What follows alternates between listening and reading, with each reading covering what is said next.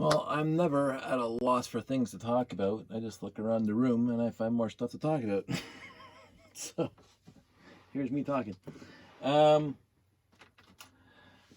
so I was working on the robotic arm for a little bit, and I was looking to see if I could quote unquote trash more base plates, or if I just want to do something brick built in order to put the robotic arm into the layout. And I think I'm kind of leaning towards cutting up a base plate because I got a few broken base plates in my collection that I've acquired over the years by acquiring used lots. And to talk about that, I decided to pull out all my spacey type base plates that I have and just, talk about them. So I will say, back in the day, I did buy this 6970 to 6971, the Beta 1, and the Command Center, the other Command Center, Intergalactic Command Center. I can't remember what it's called now. I bought them both off the shelf for Lego Wars, by the way. So if you watch Lego Wars, you can see them in there. And I think I told you the story when I did the review for 6971, how I had to ride it home on my bicycle, my 10-speed, all the way from Jackson Square back to Winona, which wasn't too much fun, but it's a good memory from way back then. So, and of course, I bought the Galaxy Commander, which came with a landing pad, and a few other sets that came with base plates / landing pads / crater plates. But the majority, the great majority, the super majority of base plates that I acquired through used lots. And one of those acquisitions was a very nice one. And I won't give away names on Bricklink. And this is back when it was called Brick Bay. And I was friends with some of the big stores back then from Lugnet. And I was contacted by one of the Brick Bay stores at the time, who was a friend of mine. And he said, I have these crater plates that I don't want to put in my store because they're not, quote unquote, mint. They're not good quality enough for me to sell in my store to keep my reputation as a good store seller of mint parts. So do you want them? And I said, sure. And I said, how much do you want for them? And I can't remember the price, but there was like 20 something base plates in the lot, crater plates. And I got them for a real steal at the time. And he shipped them to me. I paid for shipping, obviously. The other thing is, back in the day, back when I mentioned my Galaxy Explorer escapade on Bricklink, where I bid $75 max, one-time bid, every time I came across a Galaxy Explorer on eBay. For 1 year, I said I was going to do it for a year and see what happens. So it makes a good story. So I kind of remember I posted this on Lugnet, but I sat down one day and I said, every time I see a Galaxy Explorer on eBay, I'm going to bid on it and bid $75. And if I won, I won. If I didn't, I did it. If I get sniped at the end, whatever. If it goes for $76, whatever. To somebody else, that's fine. I got approximately 12 Galaxy Explorers that year. So over the course of the year, after 50 plus bids, I don't know how many bids, I can't remember now, but I bid lots. Maybe I think it's around 100. I can't remember what I said before, but I know it was lots. But I won 12 times. And so I had 12 Galaxy Explorers. And some were really, really mint. Some were a little bit beat up. Some were missing parts. Some, were even came with base plates. But I got them all, and if it wasn't complete, I obviously could make it complete with the collection I had. So it really didn't matter to me. And then I started giving Galaxy Explorers to Janie to sell for auctioning off for the charities for BrickFet, and I thought that was fantastic because I got them for a song, $75 max. Some went for 60, some went for 75 right on the money, whatever. It was 12 times over a year. And so I donated, I think, over 4 years, four times once a year to charity. And I think overall, those Galaxy Explorers went for $400 because it's charity and people would bid more than I thought sets were worth. I mean, I bid on, let's go off on a tangent right now. So I can't remember which BrickFed it was.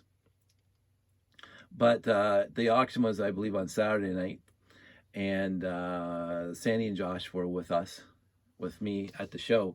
But we have friends living in Toronto who said, let's go out for dinner because you guys are in Toronto. So let's meet up for dinner. So I excused myself from Brickfet. I went with Sandy and Josh to dinner with our friends.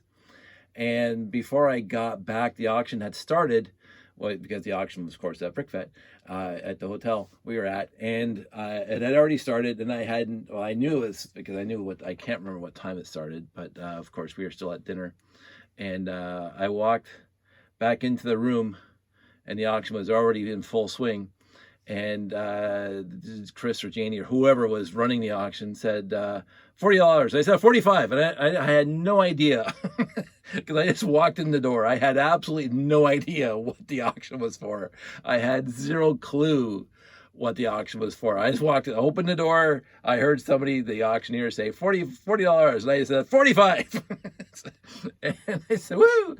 And coincidentally, it turned out to be a bag of classic gray parts. Somebody had donated to Janie 4 or 5 bags of classic gray parts, like pure light gray, old gray parts. Some were Castle, some were basic bricks, some were Gears, Technic. Some parts were space, lots of good space parts in there. Hey, again, I walked in at the right time because I could have been Duplo. It could have been Exoforce. I don't know even if Exoforce was a thing back then. Anyway, so I bid on $45 and I won the auction. And so I got like 1 or 2 bags of classic gray. And I thought, this is great. So I think every year after that at the auction, because Janie had more bags of classic gray, that I would just bid on it. That was just funny. I enjoyed it. Anyway, so this was going on a tangent about stuff like that. So I acquired lots of base plates, as you can see here. So let's just kind of go around the room. That's just 32 by 32 blank. And those are original ones, not ones that I cut down from 48 by 48. The ones I cut down from 48 by 48 are actually in the layout right now because they could get damaged. These are the original 32 by 32 unmade or not modified from 48 by 48s. Those are my Blacktron 2s. Those are my landing pads. Those are my T-intersections. And this big pile is craters. The bottom was the Aquanauts, or I can't remember what set that was in. And then over here with the Blacktron / Unitron / whatever. I think they used it 3 or 4 times. Look how dusty that top one is. And Ice Planet. And I got some white 16 by 32s over there and some black 16 by 32 base plates over there. Because this is what I also used to do back in the day. So after my stint with Galaxy Explorers for a year, this was a continuous thing. This is how I personally acquired lots of monorail back in the day. Again, you can't do it now. But again, just like the Galaxy Explorers, you could do it back then before people started, putting prices way up for Lego. So I would come across lots on eBay, which is just base plates, green base plates, road base plates, crater plates, whatever. And I would say, I would count up the number of base plates and 32 by 32s, and even 16 by 32s. But I included my financial calculation. If they had 2 16 by 32s, that's going to be the same price as 1 32 by 32. And so I would bid $5 each plate, each base plate. And sometimes there was dozens of base plates, and sometimes there was only 5 base plates. But whatever it was, whatever number of base plates they were selling, as long as they're 32 by 32, or they totaled up to 32 by 32, like 2 16 by 32s or 4 16 by 16s, whatever.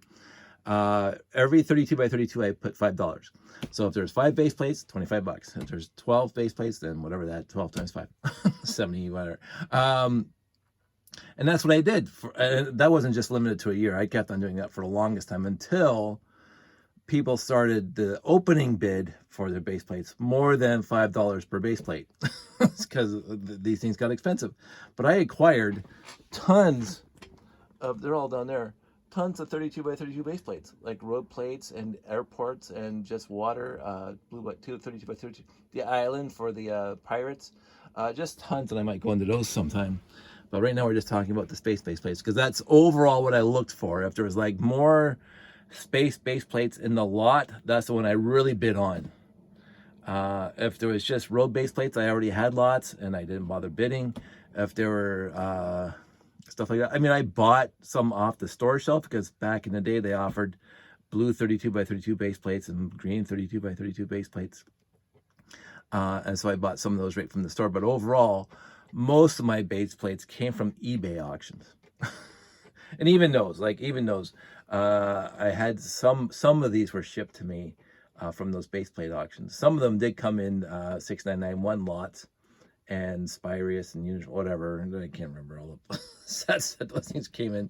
But but overall, most of these, I'm going to be very clear on this, most of these came from eBay lots back in the day. A bunch of those came from, like I said, my friend from Bricklink back in the day, and I really do thank him for that.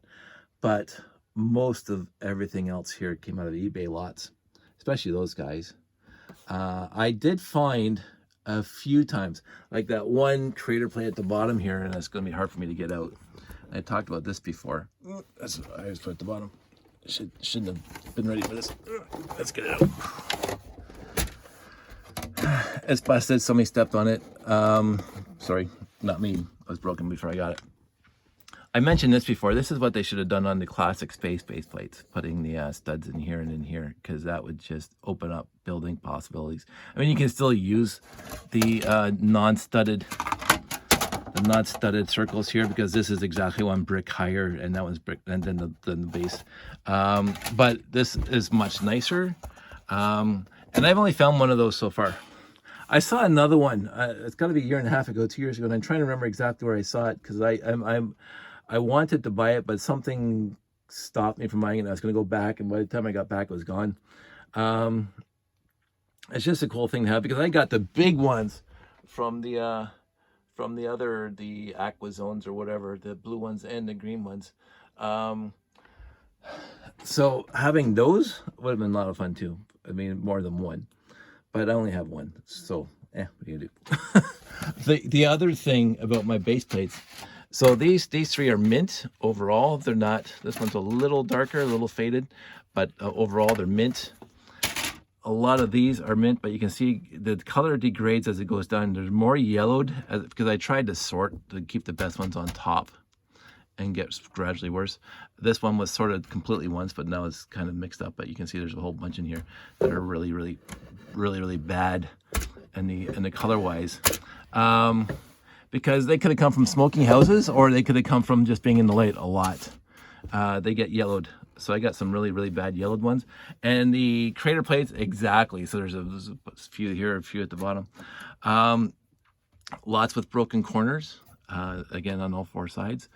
Lots with damaged pressure pointed craters, because you step on this is where the pressure points show up. Some really, really bad ones, like that one. Nothing I can do about that. C'est la vie, but none of them are like this. Like this one's actually cracked. Like somebody really stepped on this one. It's like, oh well. I still have it. I have one. Almost like it was 3D printed. Look at that. But I think that's just a print on it.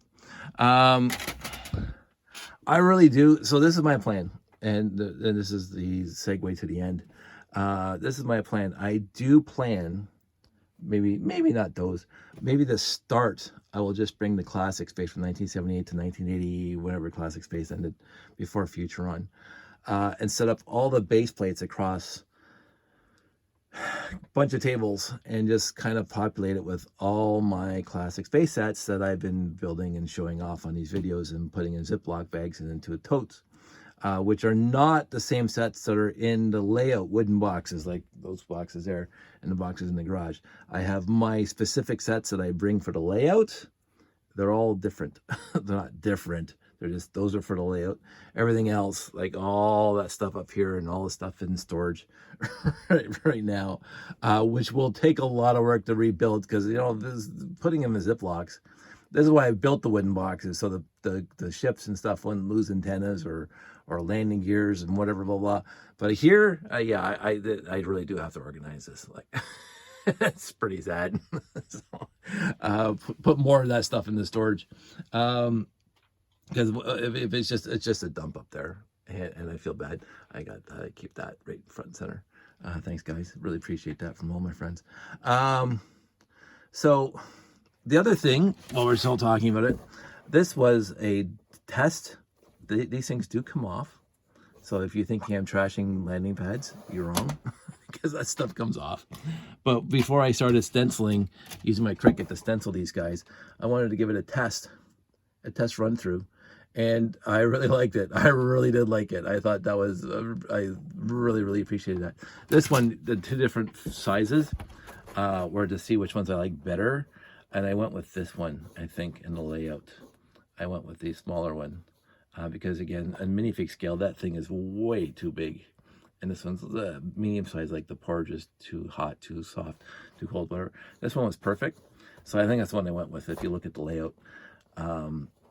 Because that basically points to the landing pad, right? So this is how I set it up. So the guy's driving. This is LL1 over here, LL2 is here, LL3 is there, and LL4 is over there. LLR, lunar repairs over there, LD, lunar deliveries over there. And then you got the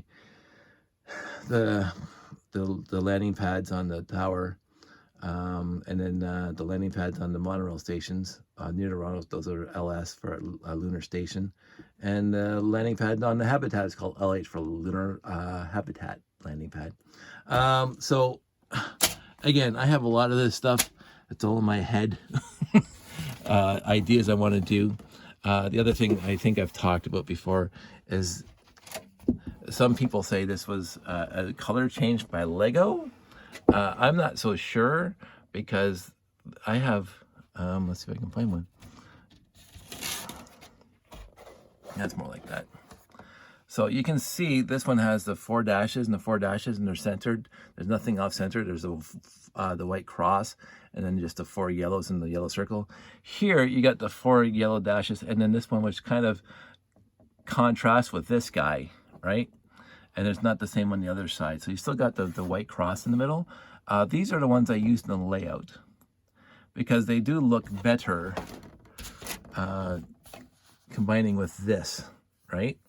The line's continuous, which you wouldn't have. Well, I guess you do have it on this guy, but it does look like it continues over here. And on my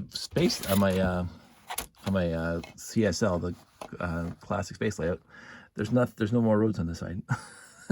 So I did like using these better. But there is a distinct color difference between the yellows on some of these, and let's see if I can find another one. I think no, maybe closer down to the bottom. I don't want to go through that whole list, this whole pile, one-handed. So there were 2 different prints on the landing pads, and I think there was a color differentiation on the landing pads over the years, because you can really see, and I don't think that was just from fading over the years. You can really see a difference in color. But even the T intersections have the 2 distinct different colors too. So it is what it is. The consistency overall the decades of Lego Company, pretty good. But there are some inconsistencies, and you have to accept them. I do. I think the inconsistencies make it a much better product. Nothing's going to be exactly identical over the decades that they've been producing this stuff. So I let them off the carpet. I know lots of fans don't let them off the carpet. I know that some fans always get angry, just shake their fist in the general direction of the Lego Company every time the Lego Company makes a change. Every single time the Lego Company makes a change. Some hurt the fans hard. I will say my biggest, canceling the monorail, but that's just nothing else. We can't do a thing about that. I honestly think my biggest disappointment in the Lego change, because again, my biggest disappointment ever in Lego Company, and this is saying something, because I'm not a fanboy of the company. I love the brick. I love the hobby. I love the people. I don't gaga over the company, but I'm glad the company exists to produce stuff for my hobby. But if it disappeared tomorrow, I would be sad. Let's go off on this tangent for a bit. I would be sad if the company disappeared tomorrow, but I would understand, because business is business. They're not going to disappear tomorrow. They're going to keep on putting out stuff for all the new people. And what they're putting out these days is not directed to me, a 55-year-old who likes the classic stuff. They're really not. They're like the Winnie the Pooh set, I loved it, and the Sesame Street back in there, absolutely loved it. But that's not my staple. That is not where, this is my go-to. This is that guy right there. That's my go-to. And the kids these days wouldn't be interested in that. It's not for kids these days. Kids these days want the newer stuff. They want the Ferraris and the Lamborghinis and the Porsches, whatever else the company. My son loves the architecture sets, blah, blah, blah. So I'm not faulting Lego for changing over the years. I think it's great that they changed according to their demographic, who 80%, 90% of the market goes to. It's not me. so I applaud them for changing, and as we keep on saying, I have enough to keep me going. I'm not like the mechanical guys who are going to be caught without the ability to enjoy their hobby anymore because they can't acquire parts the way they used to. I could go possibly, and I don't want to, but I could possibly go the rest of my life not buying, not purchasing one more piece of Lego, and I have enough to carry me over to, I'm done with this hobby because I have too much as it is. But of course, I'm not going to stop acquiring. If I find something cool, I'm going to buy it, and I'm going to show you guys. But anyway, I think my biggest disappointment that Lego consciously did was to end the 9-volt train track and went towards power functions. Now I fully understand why they did that. I really do, because the kids don't need a wall wart and a train controller when they can use the PF, the power functions, and whatever else they're using these days, and batteries, and even rechargeable batteries, because the kids do not do shows. So 99% of the train sets that the Lego company sells don't go to shows. So how can you fault them for that? 99.999% of the Lego trains sold worldwide are not going to end up going to be displayed at a train show or a brick fest or a brick festival or whatever, brick convention. They're not going to. So they have to make the sets for 99% of the population, the 99% of purchases. And that's the 10-year-old kid whose parents are really wary about little Timmy plugging the wall wart into the wall. And forget the fact that what I was told is that the train tracks themselves with the steel rails on it were costing, quote unquote, more money than they were actually making, and going with straight plastic track was a lot cheaper for them. The other bit now is really cool is that third-party stuff comes out for trains. So you can't whine about Lego canceling their 9-volt train track and just going straight plastic, when basically the fans who are doing shows, who are doing conventions, who are doing train shows, legitimate train shows, they're showing up with these new radiuses, the big radiuses that Lego's never ever going to produce for you guys. So but for me it is a disappointment, because I did love the 9-volt train stuff, because the wires were great, the transformer was great, the trains were great, you could RC exit, blah blah blah. That was the most integrated, for me anyway, that was the most integrated system across the board with Technic and trains and whatever else. And as you can see, I do use this stuff in my space layout. So that's something else. I'm using the 9-volt train system in my space layout, and I'm converting my monorail track, as you can see right here, with copper on it, to do the 9-volt track. So I can run monorail using the 9-volt train controllers and the RCX and everything else. But it is 80s. It screams 80s. Power functions and now even they're forgetting even the power functions. It's going straight controlled by the phone, Bluetooth and stuff. Bluetooth and stuff. So they evolve with the times. They evolve their electronic goodnesses. Like I got a motor here from 1964 or 1965, the first Lego motor electric motor that took 3 C-size batteries. I love it, but they're not going to keep on producing that, right? So power functions was the big thing, and then whatever they're into now, the boost and the newer stuff, and now you got all the third-party PF functions and all those guys. I can't remember all the names. That I vaguely aware of, because it would be neat if I had tons of money, disposable income, to buy this stuff, but I do not. So I do stick, quote unquote, with the basics.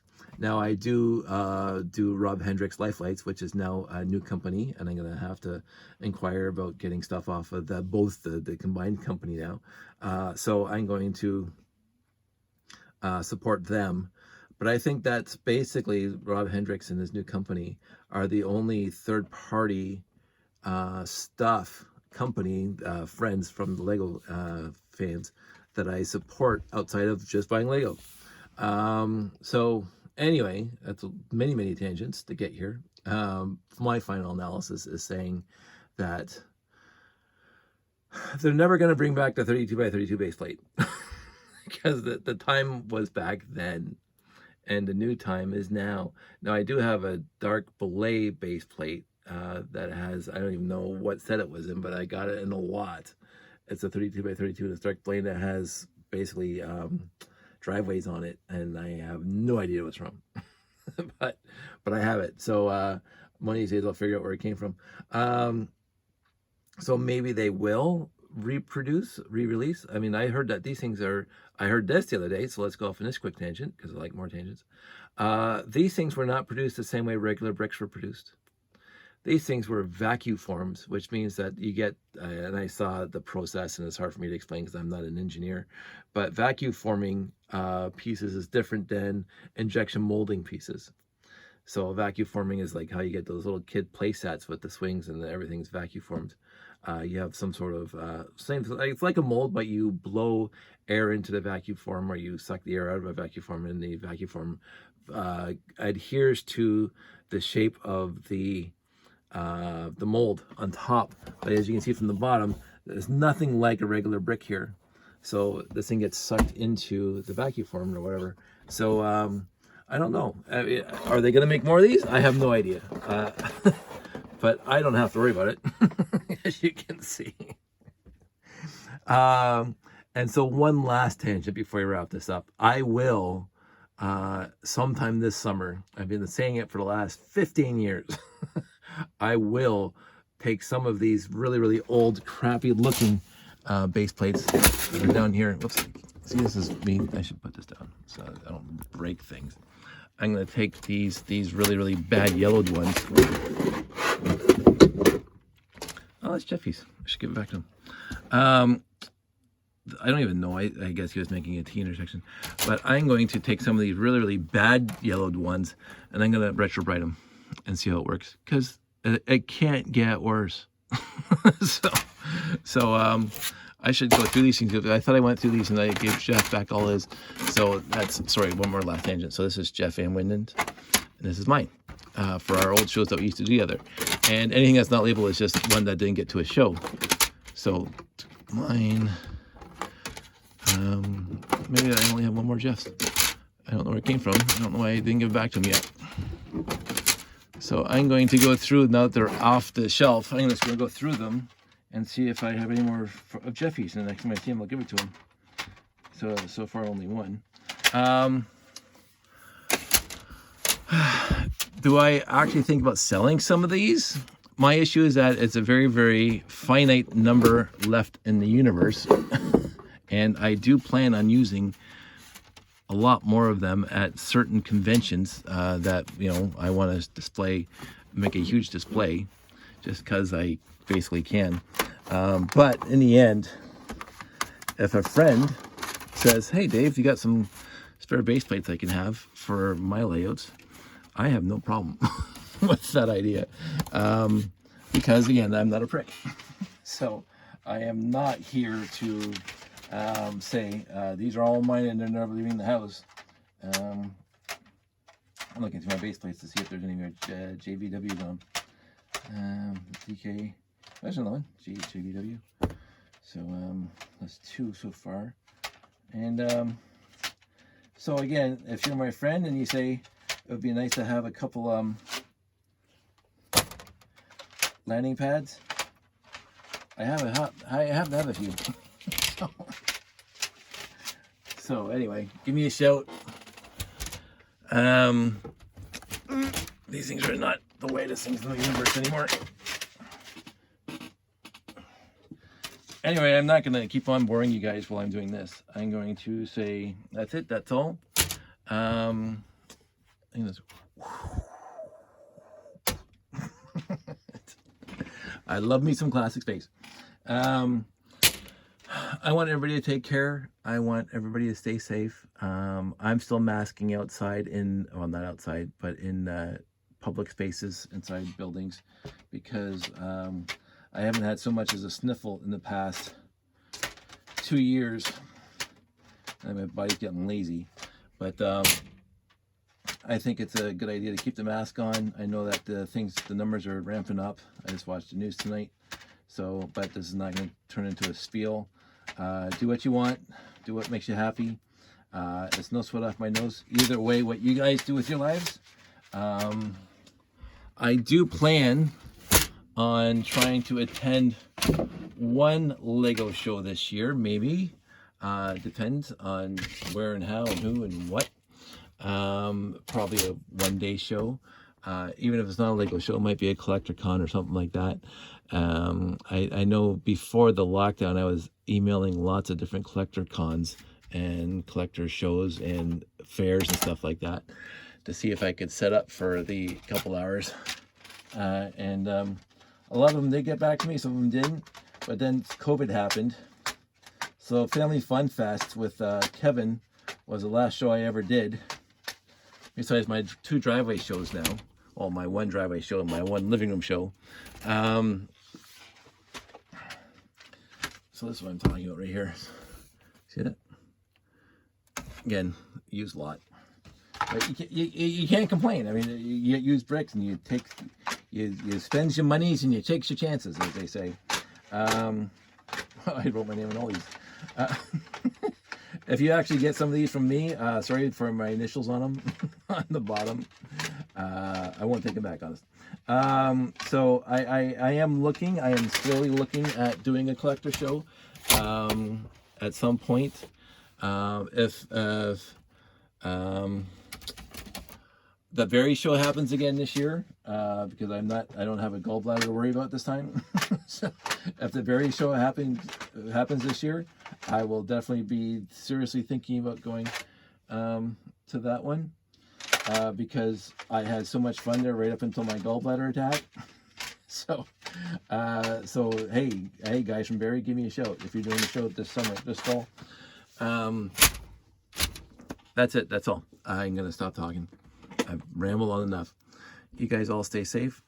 Take care, and I will talk to you soon.